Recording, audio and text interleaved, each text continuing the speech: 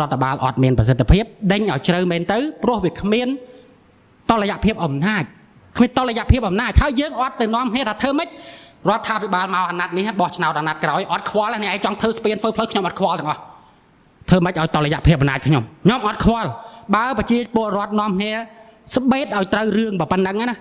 តកូនតចៅយើងមិនបាច់ចាំមកឈឺក្បាលមកខេះបាយខេះទៀតមកករណីបាយមកករណីទៀតទេខ្ញុំបកទៅនិយាយពីរឿងកំណែតម្រង់ដដែលអញ្ចឹងណាមានន័យថាយើងព្យាយាមលើកពីបញ្ហាកំណែតម្រង់កណ្ដាប់កដោបទៅនេះត្រូវកែទៅនេះទៅនោះត្រូវកែទៅនោះយើងលើកអាហ្នឹងវាអត់ចេះអស់អត់ចេះហើយទេដោយសារតែស្អីដោយសារតែអាឫសគល់ដែលធ្វើម៉េចឲ្យប្រព័ន្ធរដ្ឋបាលនឹងគ្មានប្រសិទ្ធភាពយើងអត់ទៅដោះយើងនាំគ្នាមកដោះថាបញ្ហាសើផ្ទៃខាងលើណាមានន័យថាមន្ត្រីគាត់ធ្វើការអត់មានប្រសិទ្ធភាពមន្ត្រីខ្លះធ្វើការជន់គ្នាមិនចឹងទេក្រសួងច្រើនពេក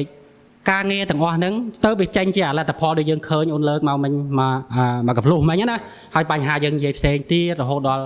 សេដ្ឋកិច្ចរបស់យើងទាំងមូលប្រទេសរបស់យើងទាំងមូលអត់ដើរហ្នឹងគឺជាបញ្ហាប្រព័ន្ធរដ្ឋបាលនឹងហើយតែបើសិនជាយើងទៅនិយាយបញ្ហាមួយខេសបាយខេសមួយករណីទាំងអស់ហ្នឹងវាជាករណីផ្ទៃខាងលើបើរឿងខាងក្រោមបើយើងអត់ទៅដោះស្រាយផងយើងនាំគ្នាមកដោះតែរឿងខាងលើជួនកាលរដ្ឋាភិបាលគេមកដោះឲ្យយើងទៅយើងនាំគ្នាស្រ័យសាទរអស់ចាមែនធ្វើត្រូវហើយបន្ទាប់មកបញ្ហាដដែលបញ្ហាអាចខុសពីនឹងតែបញ្ហាកើតមកពីប្រភពដដែលអញ្ចឹងយើងនាំគ្នាទៅរវល់តែជាមួយនឹងអាបញ្ហានៅផ្នែកខាងលើថាកែអានេះទៅវាដូចគេយកកក្របឲ្យកូនក្មេងញ៉ាំលេងហើយយំខ្លាំងឲ្យឯងមួយទៅស្ងាត់មកសបកគេធ្វើអីផ្សេងទៀតគេនាំគ្នាទៅដោះស្រាយបញ្ហា1 2 3ឲ្យយើងហ្នឹងហើយយើងនាំគ្នាទៅរវល់ទៅជាមួយបញ្ហាលើខាងផ្ទៃខាងលើហ្នឹងណាដោយកូនក្មេងដែលគេឲ្យកក្របយើងអញ្ចឹងយើងឈឺចាប់សម្រាប់ខំតវ៉ាគេឲ្យមួយទៅស្ងាត់មកសបកទៅបន្តិចទៀតបញ្ហាផ្សេងមកទៀតអ្នកខ្លះតលបញ្ហាកើតលើខ្លួនឯងបដ ாய் បានស្រែកតវ៉ាឯងអយុត្តិធម៌ណាគ្រប់បែបយ៉ាងទាំងអស់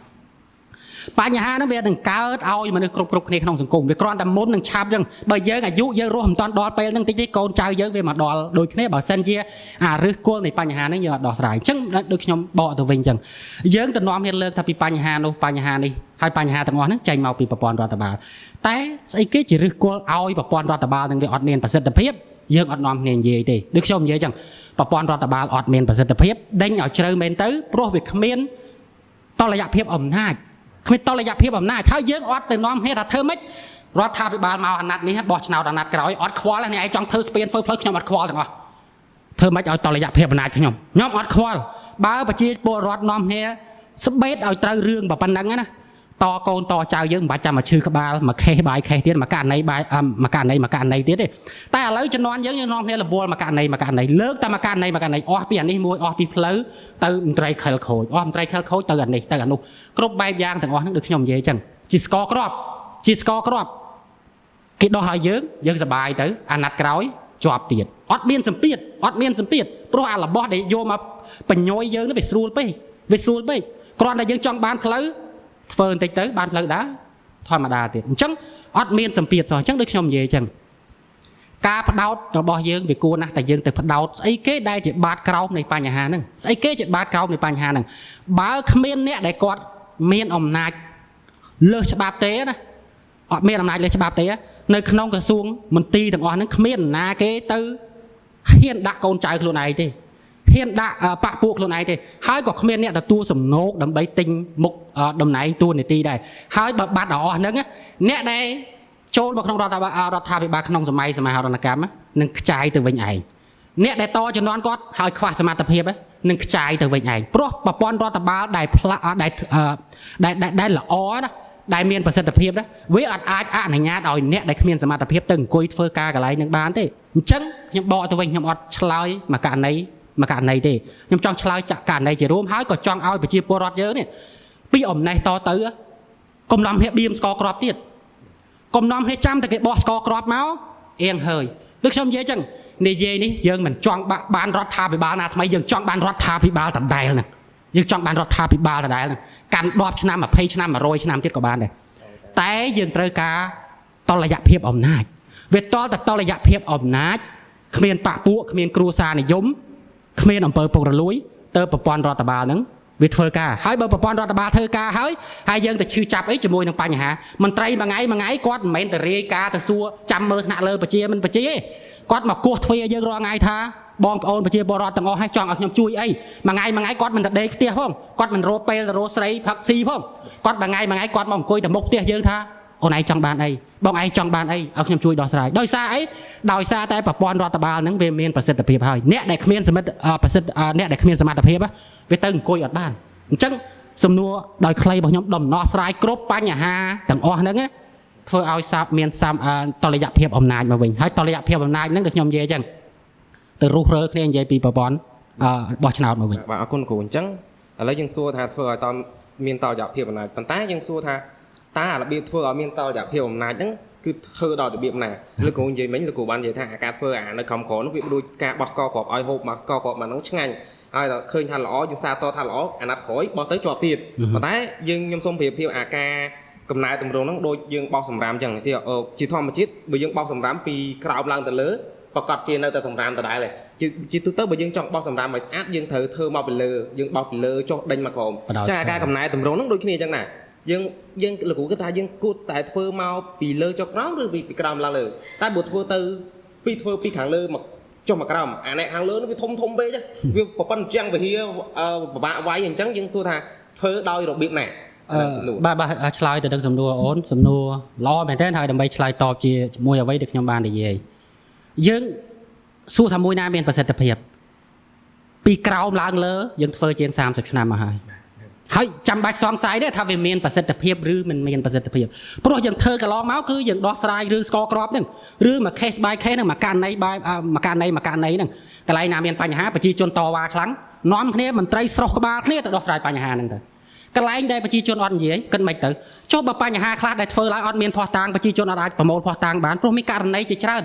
មន្ត្រីឆ្លាតណាស់មន្ត្រីពុកអលួយមន្ត្រីដែលស៊ីសណូកគាត់មានវិធីសាស្ត្រមិនចឹងឲ្យតែមន្ត្រីគាត់មានវិធីសាស្ត្ររាល់ថ្ងៃហ្នឹងសឹងថាគាត់យកលុយយើងគាត់មិននិយាយថាលុយប្រហែលទៀតបងលុយគាត់និយាយគាត់មិនយកតាមធនាគារទៀតមិនចឹងខ្ញុំនិយាយថាករណីដែលគាត់ខូចមានគ្រប់ករណីទាំងអស់ហើយបើយើងទៅដោះស្រាយមួយករណីលើកពីមួយករណីរដ្ឋថ្នាក់ដឹកនាំកំពូលគាត់មើលឃើញតាម Facebook ឬមួយតាមណាក៏ដោយគាត់នាំគ្នាស្រោះក្បាលគ្នាទៅដោះស្រាយមើលអត់ឃើញអត់ដោះស្រាយអញ្ចឹងដូចបកទៅសំណួរអូនយើងដោះពីក្រោមបោះពីក្រោមទៅលើហ្នឹងយើងបោះឆ្អែតហើយយើងបោះឆ្អែតហើយជាង30ឆ្នាំហើយបានលទ្ធផលមិនបានលទ្ធផលយើងគ្រប់គ្នាសិតតែដឹងគ្រប់គ្នាទាំងអស់មិនអញ្ចឹងទេតែអាបោះពីលើមកក្រោមហ្នឹងយើងអត់បានបោះទេយើងអត់បានបោះទេបោះបដោយខ្យល់ហ្នឹងយើងអត់បានបោះទេតែដូចយើងនិយាយអញ្ចឹងស្អីដែលរដ្ឋាភិបាលគាត់ចង់ធ្វើកំណែតម្រង់ណាតែយើងគិតបំផុតអំពីស្អីគេស្ថិរភាពនយោបាយមិនអញ្ចឹងទេបើយើងកែប្រែទាំងអស់ហ្នឹងវាទៅជំនុំឲ្យមានអស្ថិរភាពនយោបាយនោះដាច់ខាតយើងអត់ធ្វើទេមិនអញ្ចឹងយើងអត់ធ្វើទេអញ្ចឹងបានខ្ញុំចង់ឲ្យយកបញ្ហាហ្នឹងជាបញ្ហាចំហមិនបាច់ចាំលាក់បាំងនាំគ្នាទៅខ្សឹបខ្សៀវនៅខាងក្រោយខ្នងអត់ហ៊ាននិយាយអីទៀតទេនាំគ្នាមកនិយាយថាស្អីដែលយើងនិយាយថាផ្លូវដែលយើងធ្លាប់ដើរ30ឆ្នាំហ្នឹងវាអត់បានហើយអញ្ចឹងតើយើងអាចដូរផ្លូវថ្មីអត់ផ្លូវថ្មីក៏ខ្ញុំអត់ធានាថាវាមានប្រសិទ្ធភាពដែរតើយើងអាចនាំគ្នាទៅសាកបានអត់បើប្រជាពលរដ្ឋនាំគ្នាសាកទាំងអស់នេះតើវាអាចទៅមានស្ថិរភាពនយោបាយដោយរបៀបណាថាមានមន្ត្រីខិលខូចមួយចំនួនដែលគាត់បានប្រយោជន៍ពីហ្នឹងគាត់អាចទៅជាបកបញ្ហាធ្វើឲ្យមានអស្ថិរភាពនយោបាយតែឥឡូវប្រជាជនមានប្រមាណលាននេះដែលគាត់ព្រមទៅផ្លូវនឹងជាមួយយើងហើយយើងទៅខ្លាចតែរឿងបុគ្គលមកក្តាប់តូចដែលទទួលផលចំណេញដែលកេងចំណេញពីប្រទេសជាតិនឹងរាប់សិបឆ្នាំតកូនតចៅមកហើយយើងតែខ្លាចបាត់ប្រយោជន៍ពួកហ្នឹងខ្លាចទៅបាត់អស្ថិរភាពនយោបាយដោយសារតែរឿងហ្នឹងយើងអត់ព្រមទៅកែស្អីដែលជាឫសគល់នៃបញ្ហាដូចខ្ញុំនិយាយអញ្ចឹងសួរថាដោះស្រាយបែបណាកលឹះមានមួយទៅរំដោះដោយលោកគ្រូនិយាយមិញបច្ចុប្បន្នមិនមែនតំណាងរាស្ត្រទេឥឡូវទៅរំដោះតំណាងរាស្ត្រហ្នឹងឲ្យចេញពីកណ្ដាប់ដៃរដ្ឋាភិបាលចេញមកសិនទៅរំដោះអ្នកតំណាងរាស្ត្ររបស់យើងហ្នឹងឲ្យចេញពីអត្តពលរបស់បកមកសិនហើយដើម្បីរំដោះគាត់ចេញពីអត្តពលមកបានហ្នឹងធ្វើម៉េចប្រព័ន្ធបោះឆ្នោតកន្លែង error ដែលខ្ញុំនិយាយពីហ្នឹងមានន័យថាប្រព័ន្ធអីគេសមាមាត្រមិនអញ្ចឹងទេយើងត្រូវតែបោះឲ្យបកហើយមានរេនាមអញ្ចឹងមិនមែនថាយើងអត់ដឹងថាណាគេនៅក្នុងបកហ្នឹងទេតែបញ្ហាមួយទៀតថ្ងៃហ្នឹងយើងបោះឲ្យអ្នកហ្នឹងតែបើសិនជាកន្លះខែក្រោយមួយខែក្រោយគាត់ចូលទៅក្នុងសភាហើយស្រាប់តែបកនយោបាយអត់ពេញចិត្តសកម្មភាពគាត់ដែលធ្វើខុសពីអ្វីដែលគាត់ចង់ឲ្យគេធ្វើគេដកគាត់ចេញពីសមាជិកភាពនៃបកនយោបាយហ្នឹងគាត់បាត់បង់នៅសមាជិកភាពសភាដោយស្វ័យប្រវត្តិ ចឹងអត់បាត់បង់បារយអញ្ចឹងចង់មិនចង់ក៏ត្រូវតែខ្លាចអ្នកដែលមានអំណាចក្នុងបកហើយនិយាយឲ្យមែនតែនទៅគឺខ្លាចរដ្ឋាភិបាលហើយតែខ្លាចរដ្ឋាភិបាលមន្ត្រីរដ្ឋាភិបាលមន្ត្រីផ្សេងដែលមានអំណាចតកូនតចៅគ្នាហ្នឹងកាងបន្តគ្នាច្បាប់មិនអាចមានប្រសិទ្ធភាពទៅលើអ្នកហ្នឹងទេហើយច្បាប់អត់មានប្រសិទ្ធភាពបកពួកនិយមគ្រួសារនិយមអំពើពុករលួយ